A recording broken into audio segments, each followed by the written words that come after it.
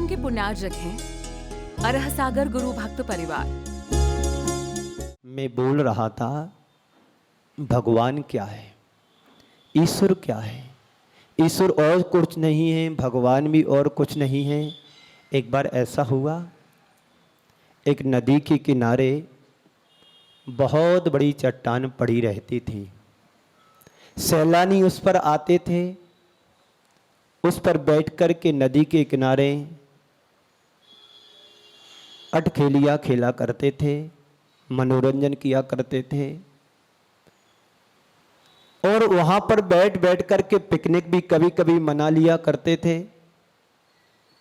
लेकिन एक दिन वहीं पर एक शिल्पी का आना हुआ और शिल्पी उधर आया, देखता है कि चट्टान तो बहुत कीमती है, बहुत काम की है।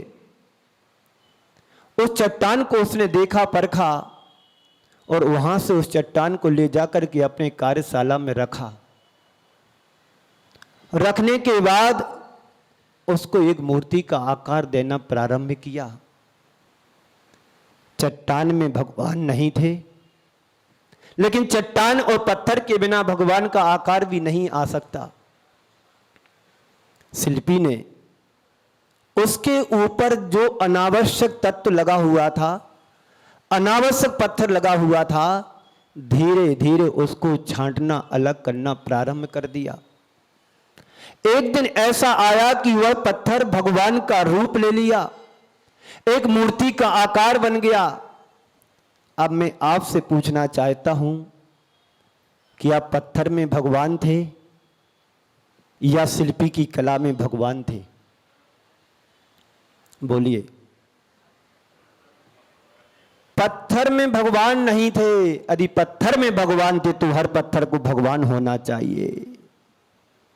पत्थर के अंदर जो अनावश्यक पत्थर जुड़ा हुआ था, अनावश्यक विकार जुड़ा हुआ था, शिल्पी ने उस विकार को अलग किया और एक मूर्ति का रूप ले लिया।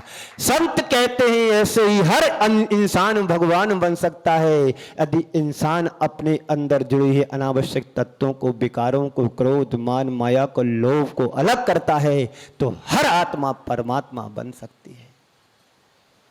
हंसने की बात नहीं है। जितने भी तीर्थंकर महापुरुष हुए हैं, सबने यही किया है कि अपने आत्मा में जुड़े हुए जो विकार थे उनको धीरे धीरे अलग किया। एक भाव में नहीं, अनेक भावों में उन्होंने यही पुरुषार्थ किया है कि अपनी आत्मा में जुड़े हुए विकारी भावों को अलग किया।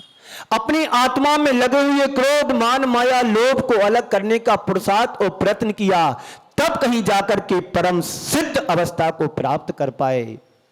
हमारे अंदर हम साधारण हैं, वो असाधारण क्षमता के धनी बन गए। हमारे अंदर सत्ता है, वो परम सत्ता के धनी बन गए। हमारी आत्मा है, वो परमात्मा, परम आत्मा बन गए। ये बने कैसे हैं, इस बात पर हमें विचार करना है। वो बने कैसे हैं, इस पर सोचना है कि क्या मैं भगवान नहीं बन सकता हूं? क्या भगवान बनने की कला मेरे पास नहीं है? कोई बात नहीं, आज पंचम काल में भगवान नहीं बन सकते हैं, पर भगवान ने जो बताया है मार्ग, उस पर तो चलने का प्रयत्न और पुरुषार्थ तो हम कर सकते हैं। भगवान महावीर कहते हैं जो दूसरों से युद्ध लड़ता है वो वीर हो सकता है, जो खुद से लड़ता है वो महावीर बन सकता है। ये भगवान महावीर ही नहीं कहते हैं, भगवान महावीर जैसे महापुरुष तीर्थंकर भगवंत हुए हैं युग के आदि से लेकर के आज तक, उन सबका यही संदेश है, जियो और जीने दो। खुद जियो, दूसरे का जीने का मार्ग प्रशस्त करो, खुद उस मार्ग पर चलो और दूसरों को चलने की प्रेरणा दो। यही भगवान महावीर ने हम सब के लिए संदेश के रूप में दिया है कि हर आत्मा परमात्मा बन सकती है, हर कंकर शंकर का रूप ले सकता है, हर इंसान ईश्वर बन सकता है। आज के संदर्भ में 4 शब्द: ईश्वर को पहचानना, ईश्वर को पूजना, भगवान को पहचानना, भगवान को पूजना, भगवान को पाना और भगवान का अनुभव करना।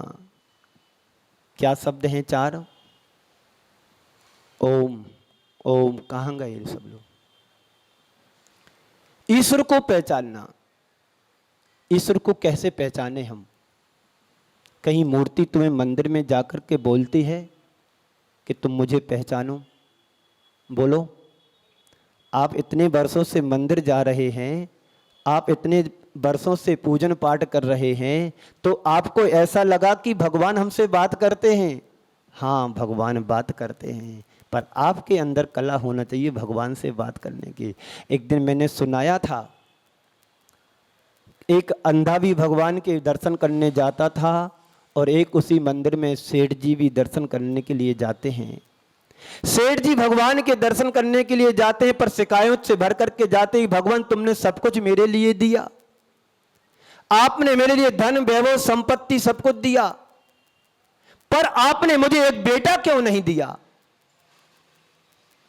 आपने सब कुछ दिया, पर आपने मेरे लिए एक संतान क्यों नहीं दी? सेठ जी दर्शन पूजन पाठ वंदन करके चले जाते हैं, भगवान उससे नहीं बोले। थोड़ी देर बाद एक अंधा व्यक्ति आया और भगवान के दर्शन करने लगा। अनायास भगवान उससे बोल पड़े, तू अंधा है? मैं तेरी भक्ति से प्रसन्न हूं। देख, अभी कोई मंदिर में नहीं है, चाहे तो तू मेरी दोनों आंखें निकाल ले और अपने में लगा ले, तो को देखने के लिए मिलने लगेगा, कम से कम तू हमारे दर्शन तो कर लेगा। अंधा कहता है, प्रभु मुझे आपकी आंखों की जरूरत नहीं है, आपकी दृष्टि मेरे पर पड़ जाती है, इससे बड़ा मेरा सौभाग्य और क्या हो सकता है। एक भगवान के चरणों में शिकायत लेकर के रोज जा रहा है और एक भगवान के चरणों में विनय पूर्वक दर्शन कर रहा है। तुम क्या हो? किस भिखारी हो कि अधिकारी हो? भगवान की कृपा उसी पर होती है जो भगवान के चरणों में रहता है, और जो भगवान के सिर पर बैठना चाहता है उसकी कृपा उसके ऊपर कभी 3 काल में नहीं हो सकती है। तो ईश्वर को पहचानना, ईश्वर को पहचानो, ईश्वर को पहचानो। ईश्वर को पहचानोगे तो आप अपने भीतर के ईश्वर को पहचान पाओगे। ईश्वर कुछ नहीं है, भगवान कुछ नहीं है, परमात्मा कुछ नहीं है। जिन परमात्मा बनने के पहले उन्होंने अपने जीवन में जो किया था उसको अपने जीवन में करने का पुरुषार्थ कर दो, तुम आज भी ईश्वर बन सकते हो, आज भी तुम भगवान हो सकते हो, आज भी तुम परमात्मा बन सकते हो। आज तुम्हारी आत्मा परमात्मा हो सकती है। एक परमाणु मात्र का अंतर किसी तुम्हारी और भगवान की आत्मा में अंतर नहीं है। अंतर है तो बाहर का अंतर है। तुम साधारण के साधन रह गए, वो असाधारण साधन से असाधारण क्षमता के धनी बन गए। तुम आत्मा के आत्मा रह गए, वो आत्मा से परमात्मा बन गए। तुम्हारी सत्ता कर्मों के साथ जुड़ी है, वो परम सत्ता के धनी बन गए। आत्मा को पहचानो। जब तुम आत्मा को पहचान लोगे तो फिर उस आत्मा की पूजा भी करना शुरू कर दो। जो भगवान मंदिर में बैठे हैं, जो भगवान मंदिर में बैठे हैं, वो क्या है? पाषाण है कि परमात्मा है? पाषाण से परमात्मा हम सब ने मिलकर के बनाया है। जब तक पाषाण की मूर्ति में प्राण या मंत्रों का आहुति नहीं दी जाती, मंत्रों को यदि आरोपित नहीं किया जाता है, तब तक पाषाण से परमात्मा से भगवान नहीं बन सकते हैं। एक संत, एक गुरु, एक आचार्य जब उसमें सूर्य मंत्र देते हैं तो वही पाषाण भगवान के रूप में मंत्र के द्वारा प्रकट हो जाते, उनकी भगवत्ता प्रकट हो जाती है। तो क्या हम रोज भगवान के दर्शन करते हैं तो हमारी आत्मा परमात्मा क्यों नहीं बन पा रही? ये भी तुम्हारा प्रश्न हो सकता है। एक गुरु जब उसमें मंत्र डालते हैं तो पाषाण से परमात्मा बन जाता है, तो क्या गुरु हमारे ऊपर मंत्र डालते, क्या हम इंसान से भगवान नहीं बन सकते हैं? बन सकते हैं, पर तुम्हारे अंदर योग्यता भी तो वैसा होना चाहिए। आप गुरु चरणों से जुड़ें, गुरु चरणों में जाएं, उनसे निवेदन करें कि गुरुदेव मेरा संसार अनंत संसार, इसको कम कैसे करें? एक बार ऐसा हुआ, अकबर ने बीरबल से कहा कि तुम मेरे 3 प्रश्नों के उत्तर दो। 3 प्रश्नों के उत्तर दो। बीरबल ने कहा कि सुनाइए हजूर, कौन से तुम्हारे 3 प्रश्न हैं? तो पहला प्रश्न ये है कि परमात्मा रहता कहाँ है? भाई अकबर बीरबल के चुटकुले तो आप सबने सुने होंगे, कहानी भी उनकी बड़ी अजूबो गरीब होती है, उनकी चुटकुले कहानी। तो अकबर ने बीरबल से कहा कि तुम मेरे 3 प्रश्नों का उत्तर दो। तो बीरबल कहता है हजूर बोलिए।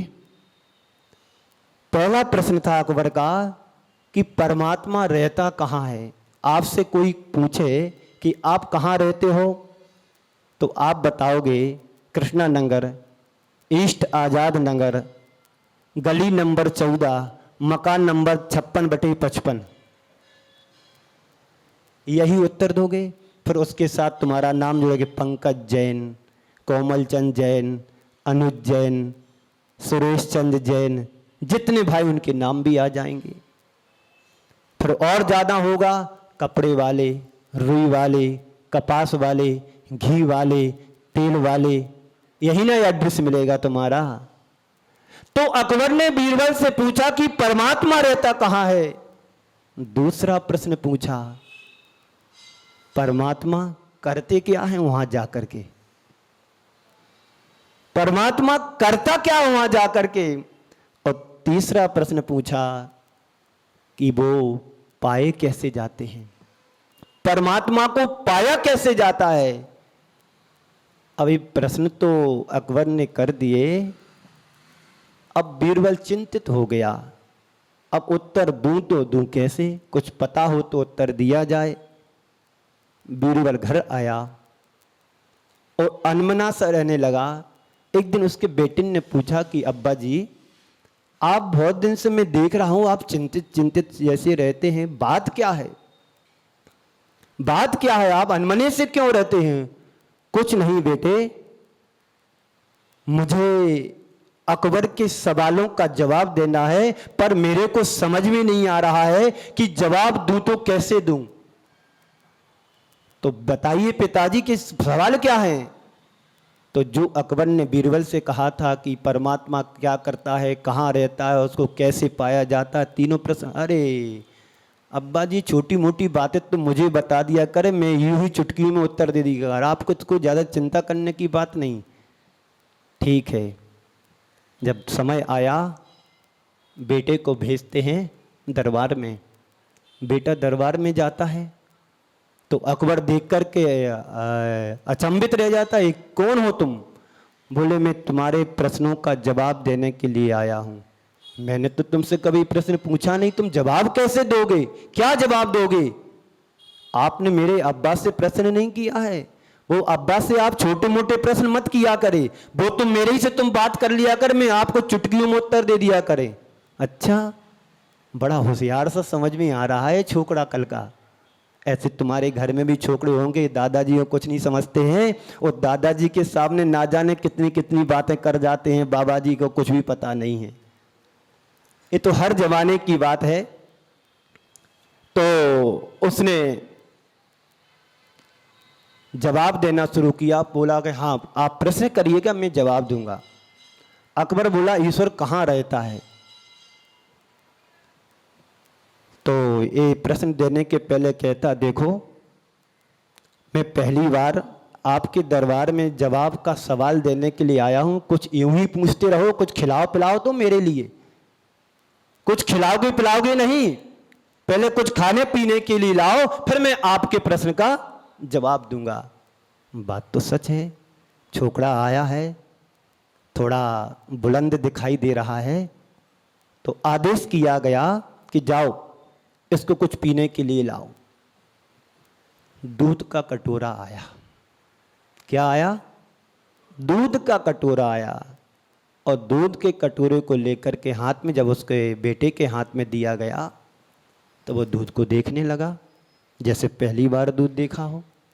थोड़ी देर हो गई, अकबर को रहा नहीं गया कि भाई तू दूध को पिया, मेरे प्रश्न का उत्तर दे। अरे हजूर, मैं आपके प्रश्न का उत्तर देने के लिए तो तैयार हो रहा हूं, देख रहा है। तो अकबर पूछता है कि भाई तुम देख क्या रहे हो, क्या दूध कभी देखा नहीं? मैं वही देख रहा हूं जो तुमने प्रश्न किया है। मैं ये देख रहा हूं कि दूध में घी कहां पर है। मैं ये देख रहा हूं कि दूध में घी कहां पर है। तो अकबर कहता तुम्हें इतना भी नहीं पता कि दूध में घी कहां है, एक एक कण कण में घी है। तो वही उत्तर मैं तुम्हें दे रहा हूं कि तुम्हारी हर कण कण में तुम्हारी आत्मा प्रवास करती है, ईश्वर बसा हुआ है। ईश्वर बाहर नहीं है, ईश्वर कहां है? हमारे अंदर है। हम ईश्वर को बाहर खोजते हैं। संत कहते हैं खोजने की जरूरत नहीं है, खोदने की जरूरत है। जितना जितना तुम अपनी गहराई में जाओगे तुम उतना उतना अपने आप को पाओगे। घी में, दूध में घी है, सबको पता है, पर क्या दिखाई किसी को देता है? तो कैसे मिलेगा? उसको तपाएंगे, गरम करेंगे, जमाएंगे। गरम करके जमाने के बाद उसके लिए क्या करेंगे? मंथन करेंगे। मंथन करने के बाद क्या करोगे? उसको गरम करेंगे, नवनीत से फिर घी बनेगा। इस सारी प्रक्रिया अकबर को एहसास हो गया कि बात सही है। दूध को जब तक तपाएंगे नहीं तो घी नहीं मिल सकता है। ऐसे ही आत्मा को व्रत नियम तप के द्वारा, साधना के द्वारा नहीं तपाएंगे, नहीं उसको साधेंगे तो आत्मा हमें प्राप्त नहीं हो सकती। अब दूसरा प्रश्न बताओ। तो उन्होंने कहा कि इसको पाया कैसे जाता है? भाई ईश्वर को पाया कैसे जाता है? तो बोले जैसे दूध को गर्म करके तपाया जाता है, उसको जमाया जाता है, उसका फिर मंथन किया जाता है, तब कहीं जाकर के घी तुम्हें मिलता है। ऐसे ही जब तुम अपने शरीर में जो आत्म तत्व बैठा है, इसको क्या करना है? भगवान की भक्ति में लगाओ। जब भगवान की भक्ति आराधना में तुम्हारा जीवन लगेगा, जुड़ेगा, तब कहीं जाकर के तुम परमात्मा को पा सकोगे, अपने अंदर प्रकट कर सकोगे, अपने अंदर पा पाओगे। दूध की प्रक्रिया तो समझ में आ गई। घी को गरम, दूध को गरम करके घी निकाला जाता है, और अब हमारे अंदर जो आत्म तत्व जमा हुआ है उसको भी मुझे समझ में आ गया कि उसको कैसे पाया जाता। पर ये तो बताओ करता क्या है ये परमात्मा? ये परमात्मा ऊपर जाके करता क्या है? तो ये बताओ। आप मेरे से शिष्य बन के प्रश्न पूछ रहे कि गुरु बन करके प्रश्न पूछ रहे?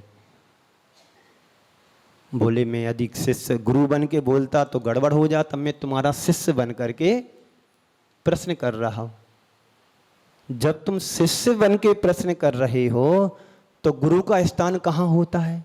बोले ऊपर होता है। तो आप नीचे आ जाओ। तो अकबर को नीचे उतारा और ऊपर जाकर के वो छोकरा कल का सिंहासन पर बैठ गया। बोले अब तुम्हारे तीसरे प्रश्न का उत्तर है कि परमात्मा करता क्या है? बोले परमात्मा यही करता है, ऊपर से नीचे और नीचे से ऊपर करता ही परमात्मा का काम है। बंधुओं, ये बात तुम्हें हंसने जैसी लग रही होगी, पर इसका कथ्य बड़ा सत्य है। हर व्यक्ति, इंसान भगवान बनने की योग्यता रखता है। हर आत्मा परमात्मा बनने की क्षमता रखता है। हर कंकर शंकर बनने की योग्यता रखता है, पर उसे सलीके से तराशा जाए तब। ईश्वर को पूजना, ईश्वर को पाना, हम ईश्वर को पा सकते हैं। ईश्वर को समझने की जरूरत है, ईश्वर को पहचानने की जरूरत है, ईश्वर को पूजने की जरूरत है, तब तुम जाकर के ईश्वर को पा पाएंगे। आपको पता होगा गुरु के अभाव में भी गुरु को व्यक्ति पा सकता है, पर श्रद्धा और विश्वास हमारे उनके प्रति वैसा होना चाहिए। ईश्वर को पाओगे तो अपने आप को प्राप्त कर पाओगे। इस कार्यक्रम के पुण्यार्चक थे अरह सागर गुरु भक्त परिवार।